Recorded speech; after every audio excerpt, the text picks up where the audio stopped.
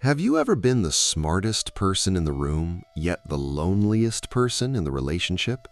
You can solve equations no one else understands, read a room in seconds, predict outcomes before they happen, but the moment someone says, "I love you," your mind goes quiet in a different way. Not calm, suspicious. You find yourself analyzing their tone instead of feeling their words, checking their intentions instead of receiving their affection. If you've ever caught yourself thinking, "Why do they even like me?" while someone was actively trying to love you, that's you. If you've ever turned a simple compliment into a 3-step investigation, that's you. If you've ever been told you think too much by someone who just wanted to hold your hand, that's you. This isn't a video about intelligence, and it isn't a video that will tell you to think less. It's a video about why the very mind that makes you brilliant at everything else can make you unreachable in the one place you actually want to be found. Somewhere along the way, you learned that being understood was more available than being loved. So you built a mind that understands everything except how to rest inside affection. Is it safe to be loved without earning it every single day?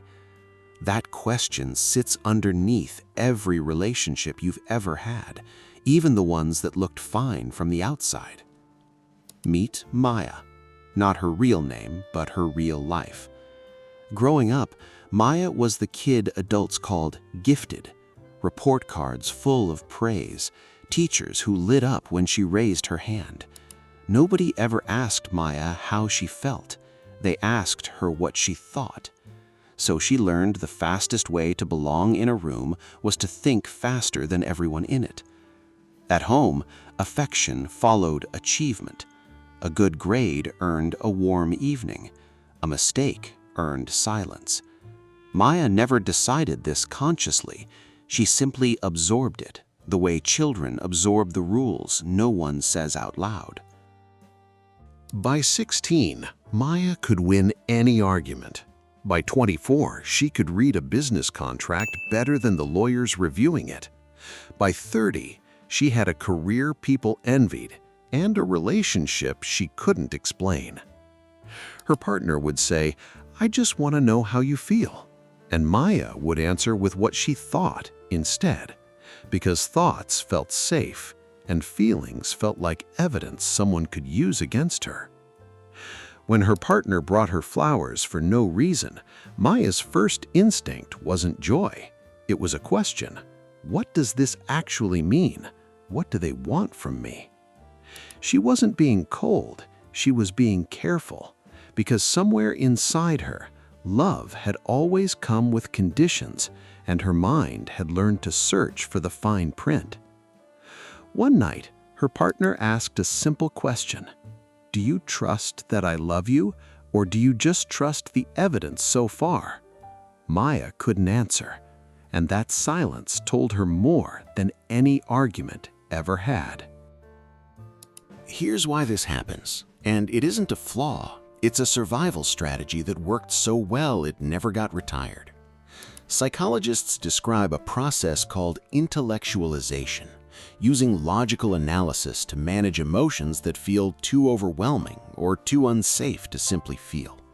For highly intelligent people, this defense is unusually powerful because the same mind that can outthink a problem can also outthink a feeling, turning connection into something to solve rather than something to experience.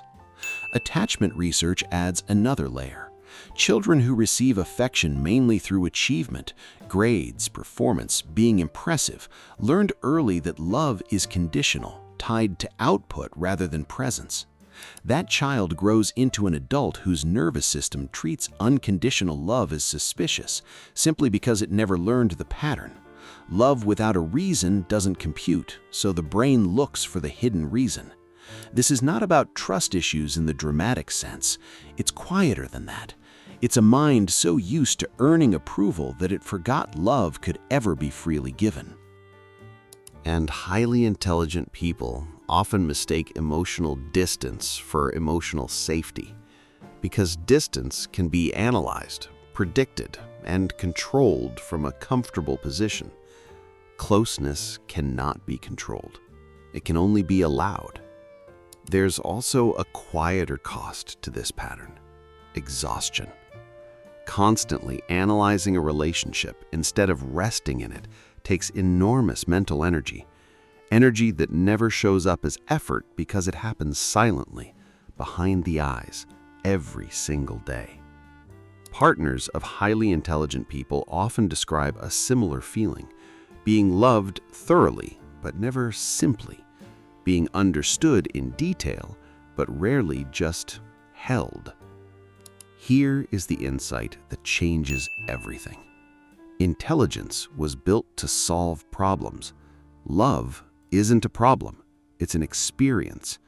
And you cannot think your way into feeling safe. You can only let yourself feel your way there. Every time you analyze someone's love instead of receiving it, you're using a tool built for danger to interpret something that was never dangerous in the first place. Your mind isn't broken. It's simply doing the job it was trained to do since childhood: protect you by understanding everything before it's allowed to matter. But love was never meant to be understood first and felt second. It was meant to be felt first and understood slowly, gently, over time, while you're already inside it. So here's a question worth sitting with. When was the last time you let yourself be loved without needing to analyze why? Not performed for, not earned through being impressive, just loved in an ordinary, unremarkable moment, and you let it land without checking it first. If you can't remember, you're not alone. Most highly intelligent people can trace their most disconnected relationship not to a lack of love from the other person, but to their own inability to receive it without inspecting it. The transformation doesn't start with thinking less. It starts with noticing the moment your mind reaches for analysis and gently choosing to stay in the feeling 1 second longer than usual. It starts with saying thank you to a compliment instead of why though. It starts with letting silence in a relationship be comfortable instead of something to fill with explanation. It starts with telling the truth. I'm having a hard time trusting that this is real, not because of you, but because of what I learned love had to look like. That sentence alone can rebuild more intimacy than years of being impressive ever could, because for the first time, the other person isn't meeting your intellect, they're meeting you. Here is the hope, and it's real. The same mind capable of overthinking love is fully capable of learning to trust it. Intelligence isn't the obstacle. Unexamined patterns are, and patterns can change. You don't have to become less thoughtful to be loved well. You simply have to let your feelings arrive before your analysis does, even by a few seconds. That's where connection actually lives. Maya is still learning this. Some days she still checks the fine print, but now when her partner brings her flowers, she started practicing something new. She says thank you, and she lets it simply mean what it looks like. If today's video felt familiar, if some part of you recognized yourself in Maya, tell us in the comments.